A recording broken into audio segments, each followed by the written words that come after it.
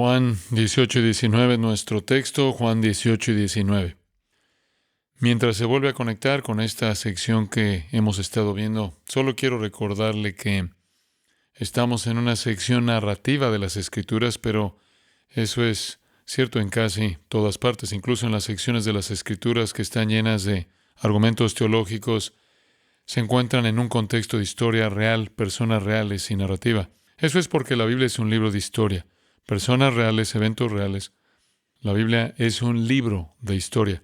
Desde Génesis hasta Apocalipsis es historia. Es pasado, presente y futuro, pero es historia. Y escucha esto. Toda su teología se extrae de la historia. Hay tanta confusión acerca de dónde viene la verdad teológica. Muchas religiones y las personas que tienen una especie de religión amorfa piensan que la verdad espiritual es atraída o es encontrada por alguna intuición, alguna emoción, alguna mentalidad inducida, de alguna sensibilidad elevada. Toda la verdad teológica se extrae de la historia. Está todo afuera de usted y todo afuera de mí, no adentro de nosotros. No se extrae de su experiencia, mi experiencia o la experiencia de cualquier otra persona. La teología se extrae de Dios actuando en la historia. Y la Biblia es el registro que Dios ha inspirado de su actuación en la historia. Todo lo que sabemos acerca de Dios es porque Dios ha actuado en la historia para revelarse a sí mismo. La revelación de sí mismo es revelada en eventos históricos reales con personas reales, escritas por personas reales, a quienes se les dio un recuerdo perfecto, una comprensión perfecta de lo que escribieron por el Espíritu Santo. Entonces, cuando hablamos de la Biblia, estamos hablando de un libro de historia. Esto es absolutamente crítico. Génesis 1, 2 y 3, historia. No poesía, no fantasía, no analogía, no parábola, historia. Revelación, historia por venir. Se trata de historia. Y en ninguna parte de la historia de las Escrituras, el escenario es más dramático que en torno a la vida de nuestro Señor Jesucristo. Por eso tiene usted 4 libros históricos sobre la vida de Cristo: Mateo, Marcos, Lucas y Juan. Y todos están de acuerdo. Acuerdo perfecto. Cuentan la historia de Dios descendiendo en carne humana, el Señor Jesucristo. Entonces, los 4 evangelios son realmente el punto culminante de la historia bíblica. Y si usted observa los 4 evangelios, la parte más contundente de la historia de nuestro Señor es la parte que estamos viendo ahora, que conduce a la cruz y la resurrección. Así que regresamos a la historia de nuestro Señor, conforme Él se acerca a su cruz, según lo registrado en el Evangelio de Juan. Vayamos a Juan 18 y 19.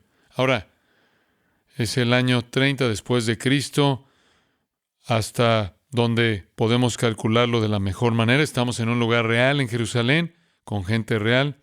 El país es Israel. La parte sur de Israel es Judea. Hay muchos jugadores, muchos actores en los acontecimientos en torno a la muerte y resurrección de Jesucristo. Están los discípulos y están los líderes judíos y la multitud judía. Y están los líderes judíos y los sumos sacerdotes y los saduceos y los fariseos, y esas son las sectas del judaísmo. Y luego están los romanos, los soldados romanos, las ejecuciones romanas, está el gobernador romano, Pilato. Todos estos son personas reales, eventos históricos reales registrados para nosotros, y a partir de ellos surge nuestra comprensión de la obra redentora de Dios mediante Jesucristo. Ahora hemos estado estudiando el Evangelio de Juan y por lo tanto en la historia de nuestro Señor. Finalmente, cuando llegamos al capítulo 18, llegamos al viernes de la Semana de la Pasión. Este es el día en el que Él va a ser crucificado, el viernes. Él va a ser crucificado. Hemos cubierto una parte extensa del Evangelio de Juan, que ocurrió el jueves por la noche, capítulos 13 al 16, cuando Él estaba reunido con sus discípulos en el aposento alto y les estaba dando todo tipo de promesas y todo tipo de advertencias. Ya tarde, la noche del jueves, salieron del aposento alto. Judas fue solo a lanzar la traición. Más tarde, en el jardín de Getsemaní, Jesús con los 11 caminan por la oscuridad de Jerusalén, continúa enseñando, ora una gran oración sacerdotal en el camino en Juan 17 y finalmente, en algún momento después de la medianoche, en lo profundo de la oscuridad de la mañana del viernes, llegó al jardín conocido de Getsemaní con sus discípulos.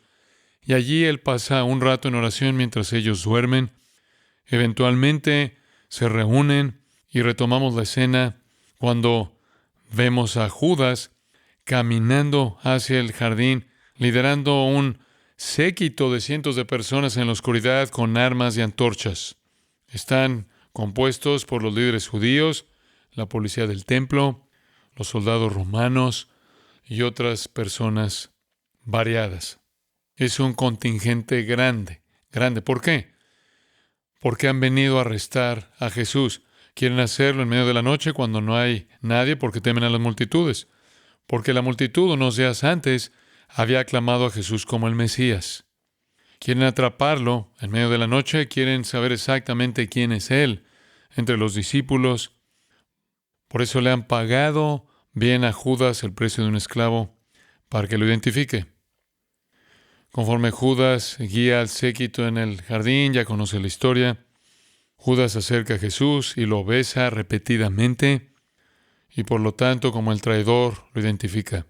Inmediatamente él es arrestado por la fuerza de los líderes judíos, la policía del templo y los soldados romanos. Él es atado y es llevado a la casa de Anás. Anás era el sumo sacerdote anterior, pero en realidad el poder reinante detrás del cargo. Anás convoca lo que realmente es una audiencia simulada para encontrar una manera de ejecutar a Jesús. Ellos lo odian. Él ha confrontado su hipocresía. Él básicamente ha dicho que son de su padre el diablo. Él ha condenado su religión como apóstata.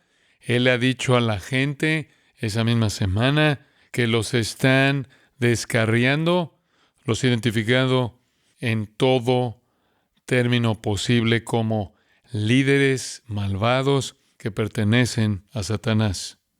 Él tiene el afecto de las multitudes, tienen celos, son envidiosos, le tienen miedo. Él está destrozando el poder de ellos y la influencia de ellos. Tienen que idear una manera de matarlo. Pero no hay crimen. La audiencia ante Anás realmente no lleva a ninguna parte, excepto que deciden que deben matarlo y deben hacer que los romanos lo hagan por causa del pueblo. Ellos tienen miedo de hacerlo ellos mismos, no tenían miedo de apedrear a Esteban, pero tienen miedo de apedrear a Jesús por la gente. Entonces quieren obligar a los romanos a ejecutarlo, pero tienen problemas para encontrar un crimen.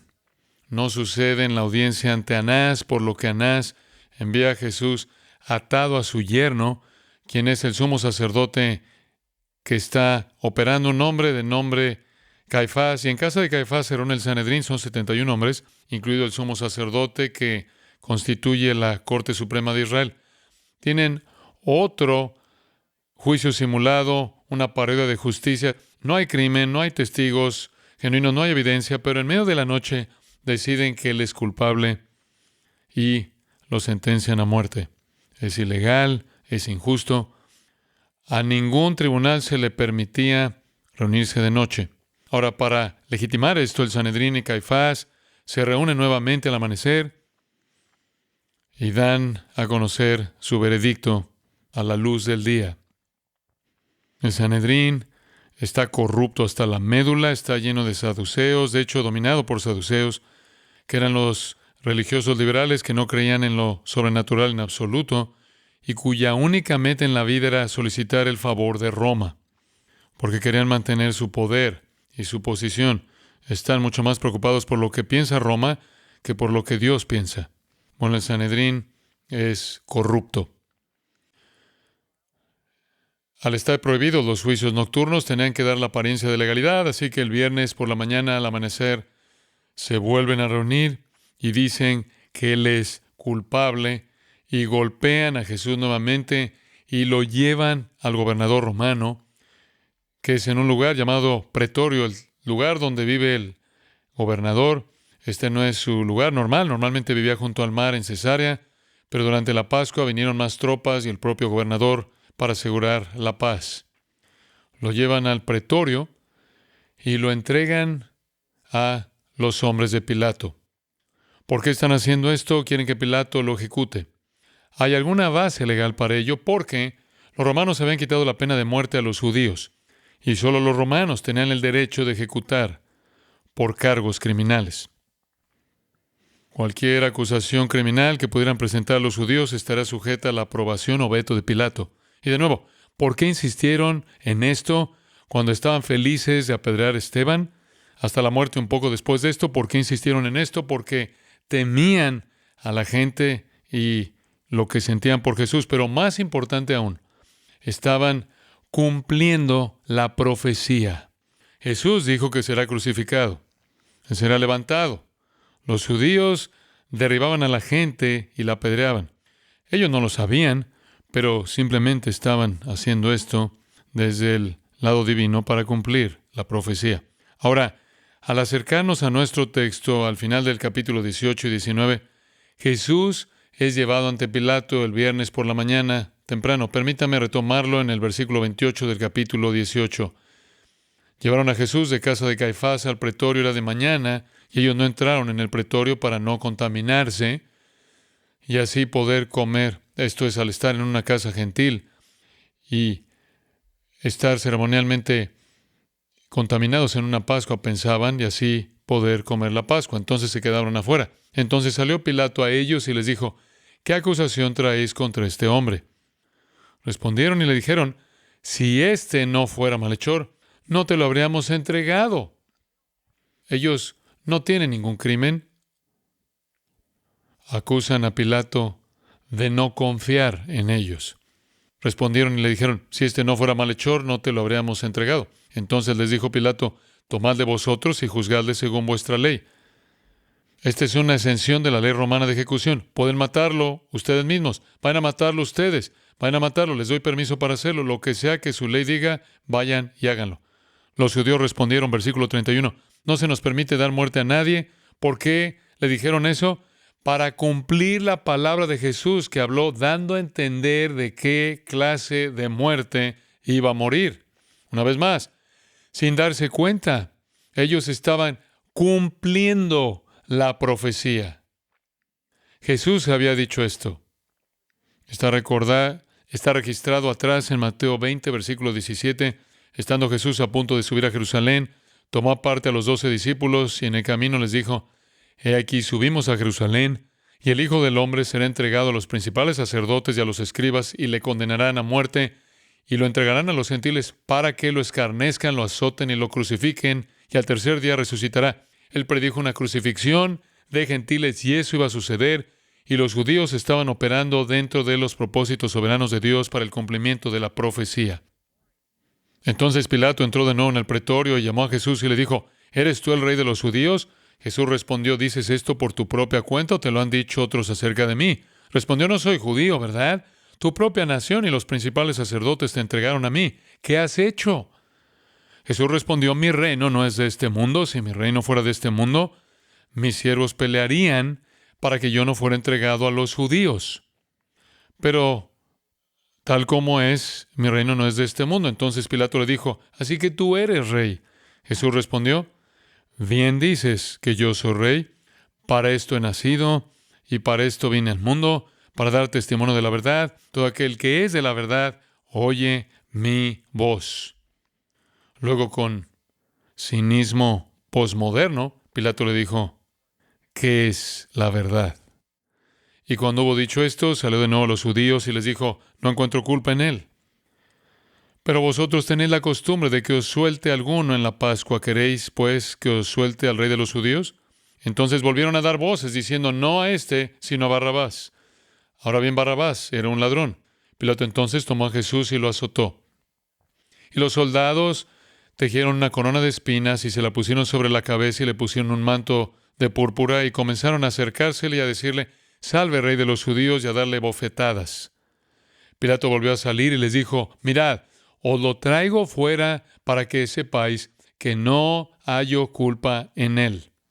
Entonces salió Jesús con la corona de espinas y el manto de púrpura. Pilato les dijo, he aquí el hombre. Entonces, cuando los principales sacerdotes y los oficiales le vieron, dieron voces diciendo, crucificadle, crucificadle. Pilato les dijo, tomadlo vosotros y crucificadle, porque yo no hallo culpa en él. Los judíos le respondieron, nosotros tenemos una ley, y según esa ley debe morir, porque se hizo pasar por el Hijo de Dios. Qué escena tan dramática al amanecer del viernes. Ahora, Pilato era despiadado. Según el capítulo 13 de Lucas, había algunos judíos galileos adorando en el templo, y él entró y básicamente los asesinó a todos en medio de su adoración. Él era despiadado. Pero él también era un juez nombrado por Roma, y Roma tenía derecho. Y estaba obligado como juez a castigar cuando había un juicio legítimo que había aportado pruebas abrumadoras de un crimen. En este caso no hubo evidencia, ni crimen, ni testigos verídicos. Así que en el versículo 28 él dice, ningún delito hallo en él. Ese es un veredicto de no culpable. Para entonces, en el exterior del pretorio, la multitud se hace más y más grande a medida que la gente circula después del amanecer y se corre la voz de que el Sanedrín está reunido en el pretorio de Pilato y Jesús ha sido arrestado y está adentro. Entonces el Sanedrín comienza a aprovecharse de la multitud reunida. Están todos allá afuera, los 71, y el Sanedrín está ahí, o ciertamente la mayoría de ellos, y empiezan a envenenar el pozo de la opinión pública, difundiendo mentiras acerca de Jesús. Y Lucas 23:5 dice que fueron más intensos. Fue una denuncia feroz de Jesús proveniente de los jueces de élite de la nación de Israel. Odiaban a Jesucristo y comenzaron a envenenar a la multitud. Ahora Pilato está sintiendo la presión de hacer lo que ellos quieren que haga, aunque sabe que es injusto. ¿Por qué siente la presión? Se lo expliqué hace un par de semanas atrás. Ya estaba en una situación muy delicada con Tiberio César, quien era su jefe, porque tantas veces había provocado innecesariamente y torpemente a los judíos y fomentado rebeliones y disturbios. Y César no quería escuchar más sobre su incompetencia como gobernador. Él sabía que un motín más de los judíos y perdería su posición y tal vez su vida, porque Tiberio era tan cruel como él. Así que está tratando de mantener su trabajo como juez y gobernador. Él está tratando de apaciguar a los judíos para evitar que vuelvan a amotinarse y la palabra regrese a Roma y él pierda su trabajo. Al mismo tiempo, él está tratando de aferrarse a algún tipo de conciencia tranquila sobre la justicia. El versículo 38 dice, no hay culpa en él. Y entre el versículo 38 y 39, él envía a Jesús a Herodes, el idumeo, el rey idumeo, quien es una especie de pequeño tirano en el área, como si pudiera pasar a Jesús a Herodes y hacer que se las arreglara con él. Herodes recibió a Jesús y piensa que todo es una broma. Y Herodes y los que están con él se burlan de Jesús y luego lo devuelven a Pilato. Así que lo retomamos en el versículo 39 y Pilato tiene a Jesús de regreso. Y desde el 18:39 hasta el 19, capítulo 19, versículo 7, vemos las propuestas fallidas de Pilato. Él ya ha dicho en el versículo 31, hagan lo que quieran, llévenselo y mátenlo, tómenlo, llévenselo y mátenlo. Lo dice de nuevo en el capítulo 19, versículo 6. Llévenselo, si quieren crucificarlo, crucifíquenlo ustedes. Él quiere que lo hagan. Ellos no van a hacer eso. Él va a intentar otra cosa. Así que en los versículos 39 y 40 él dice, vosotros tenéis una costumbre de que en la Pascua suelte un preso. ¿Queréis, pues, que os suelte al rey de los judíos? Entonces volvieron a gritar diciendo, no este hombre sino Barrabás. Ahora bien, Barrabás era un ladrón. Pilato pensó que tenía una propuesta que podría funcionar porque Jesús no era un ladrón. Jesús era un obrador de milagros. Jesús era un sanador. Jesús levantó a gente muerta. Jesús alimentó a la gente. ¿No preferirían tenerlo a él que un rebelde que estaba en prisión por asesinato? Él era un asesino, dice la Escritura, así como un ladrón. Mateo 27 nos da un poco más de información sobre la escena. El versículo 18 dice, Pilato sabía que por envidia habían entregado a Jesús. Mientras estaba sentado en el tribunal, su esposa le envió un mensaje diciendo, no tengan nada que ver con ese hombre justo, porque anoche sufrí mucho en un sueño a causa de él. Pero los principales sacerdotes y los ancianos persuadieron a la multitud para que pidieran a Barrabás y mataran a Jesús. Pero el gobernador les dijo, ¿a cuál de los dos queréis que os suelte? Y ellos respondieron, Barrabás. Pilato les dijo, entonces, ¿qué haré con Jesús, el que es llamado el Cristo? Todos decían crucificarle. Y él dijo, ¿qué mal ha hecho? Pero ellos gritaban aún más, diciendo crucificadle. Cuando Pilato vio que no estaba logrando nada, sino que más bien se estaba armando un motín, tomó agua y se lavó las manos delante de la multitud, diciendo, soy inocente de la sangre de este hombre. Encárguense ustedes. Y de nuevo dice, vayan y hagan lo que quieran. Lo dice 3 veces. Y todo el pueblo dijo, su sangre sea sobre nosotros y sobre nuestros hijos. Entonces le soltó a Barrabás. Pero después de haber azotado a Jesús, lo entregó para que lo crucificaran. Liberó a Barrabás. Ellos gritaban, crucifícalo, crucifícalo, motivados por el mismo Sanedrín. ¿Qué hago con Jesús llamado el Cristo? Crucifícale, crucifícale. Pilato se está hundiendo por debajo de la línea de flotación, siendo chantajeado en una violación de la justicia y una violación de su propia conciencia por parte de personas a las que él desprecia. Él suelta a Barrabás y eso no satisface a nadie. Siguen gritando, crucifícalo, crucifícalo. Pilato tiene una posibilidad más. Una más, versículo 1 del capítulo 19. Y ya leímos al respecto en Mateo 27. Pilato entonces tomó a Jesús y lo azotó. ¿Por qué? Él ya dijo que no es culpable de nada. No hay crimen. Esto es injusto. Esto es ilegal. Pero este es un esfuerzo desesperado por hacer algo que no sea una ejecución para satisfacer la sed de sangre de esta multitud. Según Lucas 23:16, Lucas dice, Pilato dijo, yo lo castigaré y lo soltaré. ¿Castigarlo por qué? ¡Qué cobarde! No había nada por qué castigarlo, por lo que Pilato se sumerge más en el abismo de la injusticia y la cobardía y decide torturar a Jesús mediante la flagelación. Esto es horrible. Este es un tipo de acto espantoso. Será difícil para nosotros concebir el dolor de esto. El azote romano consistía básicamente en un mango corto de madera como la mitad de un bat de béisbol, al que se unían varias correas de cuero, y los extremos de las correas estaban con piezas afiladas de plomo, piezas afiladas de latón, piezas afiladas de hueso, y el cuerpo después era estirado sobre una mesa plana. Esa era una forma en la que lo hacían, o atado por las muñecas a un poste, o suspendido de un techo para que el cuerpo estuviera tenso y los pies no tocaran el suelo. Cualquiera que fuera la postura elegida, la persona era entonces azotada hasta que su cuerpo era desgarrado y triturado, no solo en la espalda, sino en cualquier lugar y en todas partes en donde llegaba este instrumento. Ahora sabemos que en Deuteronomio 25, versículo 3, a los judíos se les dio el derecho de infligir azotes a alguien por ciertos delitos, pero estaban limitados a 40 azotes. Pero ese no era el caso en el mundo romano. No había tal limitación. No sabemos cuántos golpes le dieron al Señor. Pero el cuerpo era desgarrado y lacerado de manera profunda, de modo que las venas y las arterias se veían afectadas.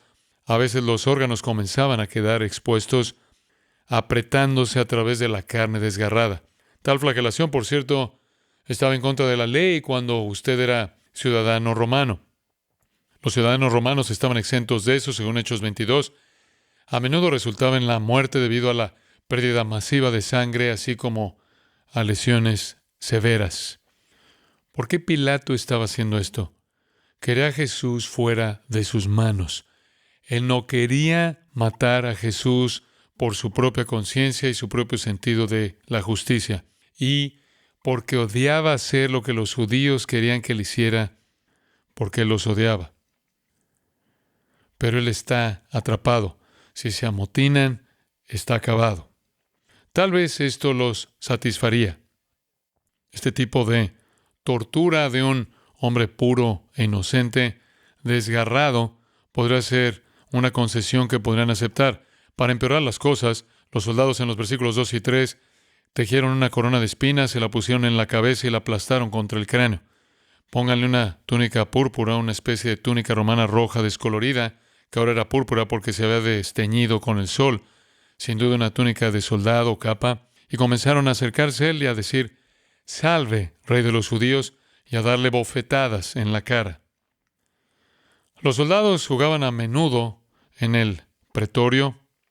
Recuerdo estar en el suelo hace años del fuerte Antonia en Jerusalén, y el curador del museo ahí quería que viera que habían grabados en las piedras del suelo ranuras y signos, y que todos estaban relacionados con los juegos que jugaban los soldados romanos.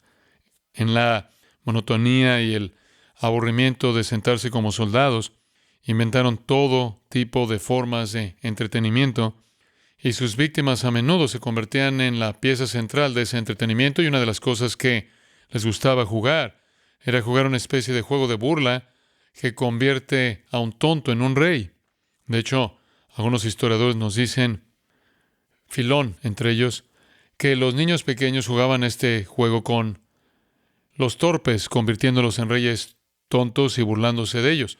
Los soldados están tratando a Jesús como si fuera un torpe, una turba obscena que se burla del supuesto rey. Es una especie de crueldad diabólica, pero es el tipo de juegos que jugaban los soldados, y así le pusieron una túnica real y una corona sobre su cabeza y presionaron la corona hacia abajo, haciendo que riachuelos de sangre corrieran por delante, por detrás y por los lados de su rostro y su cuello, y querían torturarlo, querían burlarse de él. Lo tiraron, lo golpearon, lo abofetearon, le dieron un cetro, una caña, y luego se lo quitaron de la mano y lo golpearon en la cabeza con él. Todo era una comedia, y algunos recordarán que hace algunos años hice una serie sobre la comedia del Calvario.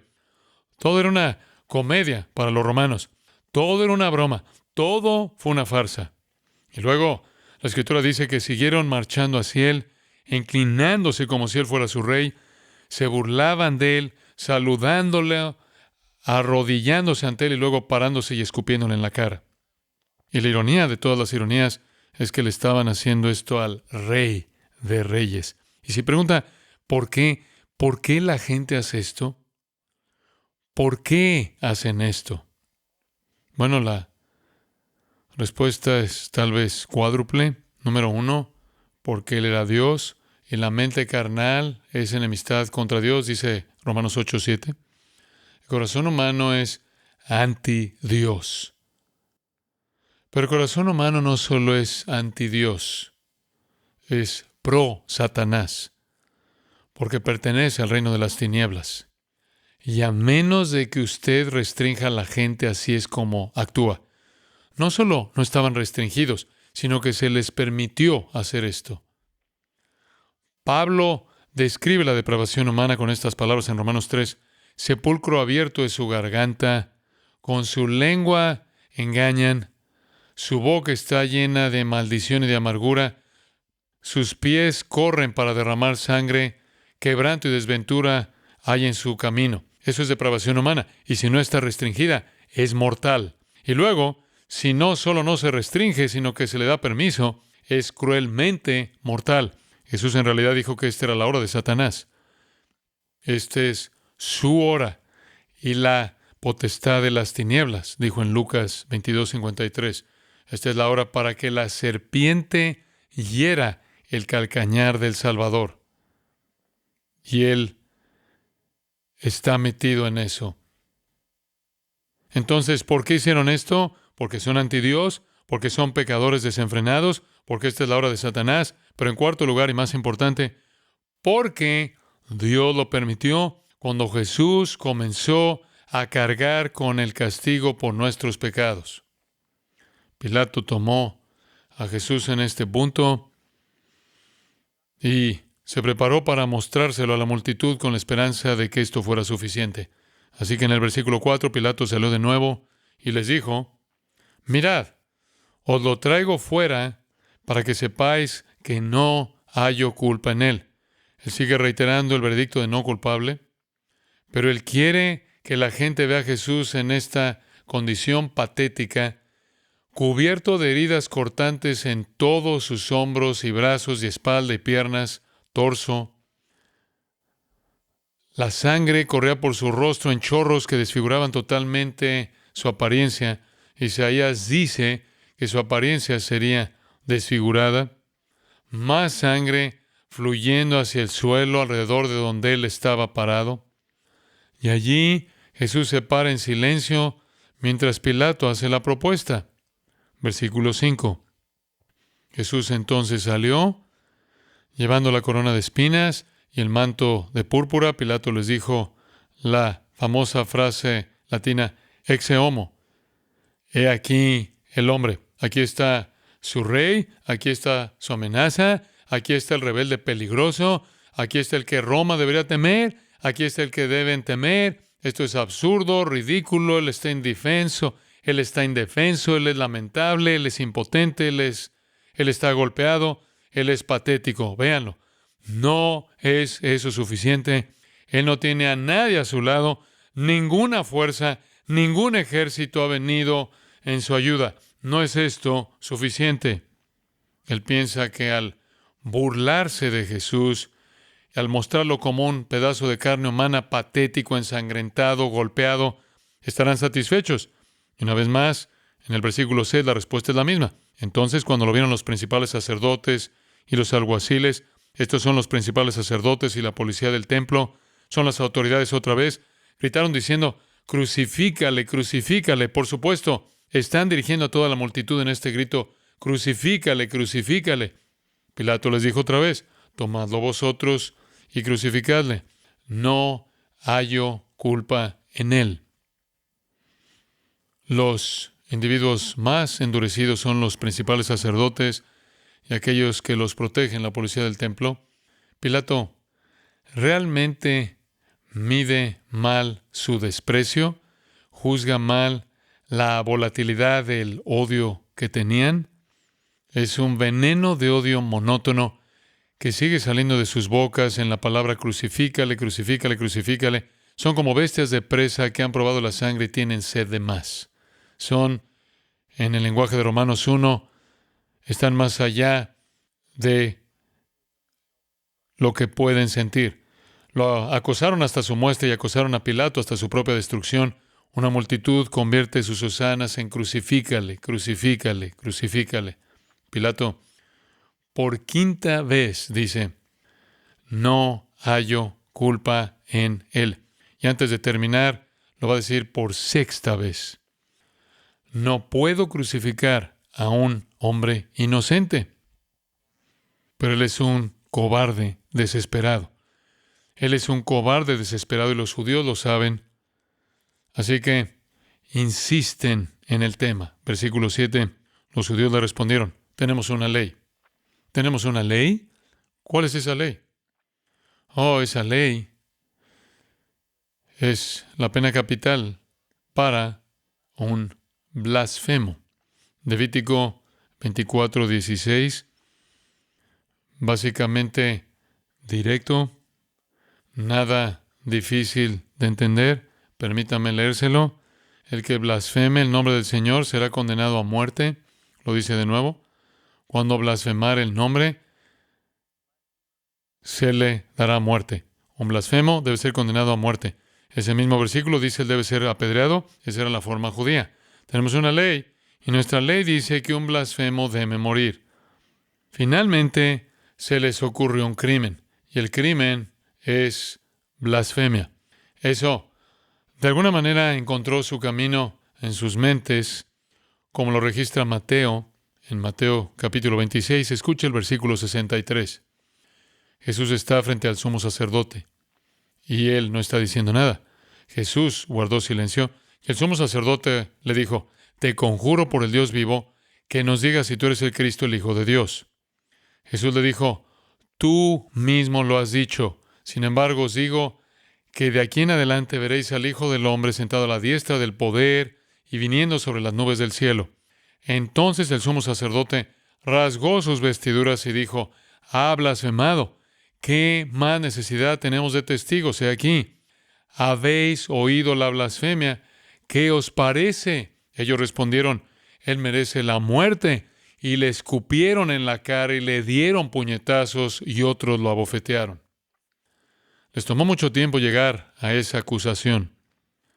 Hay 7 acusaciones separadas en los relatos de los evangelios que presentaron. Primero, Mateo 26, dijeron: él amenazó con destruir el templo. Ese es su crimen. Luego en Juan 18:30 dijeron: él es un malhechor.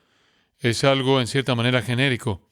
Luego en Lucas 23 está registrado que dijeron: él está pervirtiendo a la nación. También en Lucas 23 dijeron: él está prohibiendo el tributo al César. Está prohibiendo el impuesto de tributo al César. También dijeron en Lucas 23, está registrado: él está alborotando al pueblo. Y también dijeron en ese mismo capítulo: él se presenta como rey. Pero esas primeras 6 acusaciones básicas no tenían evidencia. Por lo que llegan a la número 7. Él está haciéndose como el Hijo de Dios. Eso es una blasfemia. Hijo de Dios es deidad. Hijo de Dios tiene la naturaleza de Dios. Hijo de Dios es Dios, como ha leído en Hebreos. La representación exacta de Dios y su naturaleza. Ellos entendieron eso. Pero cuán fascinante es eso, que terminan con una acusación que de hecho es cierta. De hecho es cierta. Él es el Hijo de Dios. Entonces lo matan por la verdad. Llegó a eso. Y dijeron: pon su sangre en nuestras manos y en las manos de nuestros hijos. Pagaron un precio. Jerusalén fue destruida y ha sido un holocausto prolongado a lo largo de los siglos para el pueblo judío. Algún día Israel será salvo, la nación, pero ahora todavía están bajo el juicio divino. Algún día mirarán al que traspasaron y llorarán como el que llora por hijo unigénito, Zacarías 12, y cuando finalmente vean y digan: espera un momento, Él era el Hijo de Dios, Él era el Mesías, y ese día vendrá, todo Israel será salvo, Romanos 11. Cuando ellos finalmente vean al que traspasaron y se lamenten por Él como el Hijo de Dios, entonces dirán, Isaías 53, dirán: oh, Él fue herido por nuestras rebeliones, Él fue molido por nuestras iniquidades, Él fue castigado por nuestra paz, por su llaga fuimos nosotros sanados. Pero por ahora la nación continúa con el rechazo. Sigue siendo una nación judía de crucificadores. En la iglesia muchos judíos han venido a Cristo individualmente, pero la salvación nacional de Israel aún está en el futuro. Dije esto al final, la última vez, y lo diré de nuevo. Seguro que aunque usted no confiesa a Jesús como Señor, se está diciendo a sí mismo: lo que hicieron fue horrible. ¿Cómo pasó? Nunca dejaría que eso sucediera. Eso no es posible. Usted podría estar diciendo que Jesús es un buen maestro, un gran líder religioso, un hombre que da un ejemplo de vida de bondad y sacrificio. Pero Hebreos 6 dice esto: si usted lo rechaza, usted crucifica de nuevo al Hijo de Dios y lo expone a vergüenza. Tengo noticias para usted. No hay término medio. Usted lo confiesa como Señor o está junto con los crucificadores. O usted dice: Él es Señor, o no queremos que este hombre reine sobre nosotros. Y si usted dice: no quiero que este hombre reine sobre mi vida, ha tomado su lugar con los crucificadores, y a menos de que usted se arrepienta y se someta a Él como Señor, estará con ellos para siempre en el infierno. No hay término medio. Jesús dijo: el que no es conmigo es ¿qué? Contra mí. No hay término medio moral seguro. No puedo imaginar que usted estaría de pie con los crucificadores cuando al confesar a Jesús como Señor, usted recibe vida eterna. Usted es rescatado del reino de las tinieblas y colocado en el reino del Hijo amado de Dios. Recibe el perdón de los pecados y la promesa de la vida eterna. Todas las propuestas de Pilato fracasaron. Pilato fue un desastre. Poco después de esto, por otro acto torpe, él fue quitado y llevado de regreso a Roma y desaparece. Y el único registro en la historia es que se suicidó. Trágico final para un hombre que tuvo un encuentro personal con Jesucristo.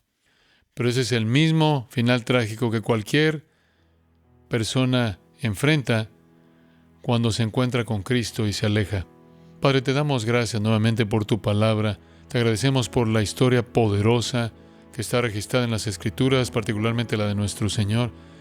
Te pido que hables a los corazones de todos los que están aquí. Padre, te pido que no haya ninguna persona aquí que se aleje de Cristo, que tome su lugar con los crucificadores y lo ponga de nuevo en vergüenza abierta, crucificando al Hijo de Dios de nuevo, sino que todos confiesen a Jesús como Señor, para gloria de Dios Padre y de su propia bendición y salvación eternas. Realice su obra en cada corazón. Oramos. Amén.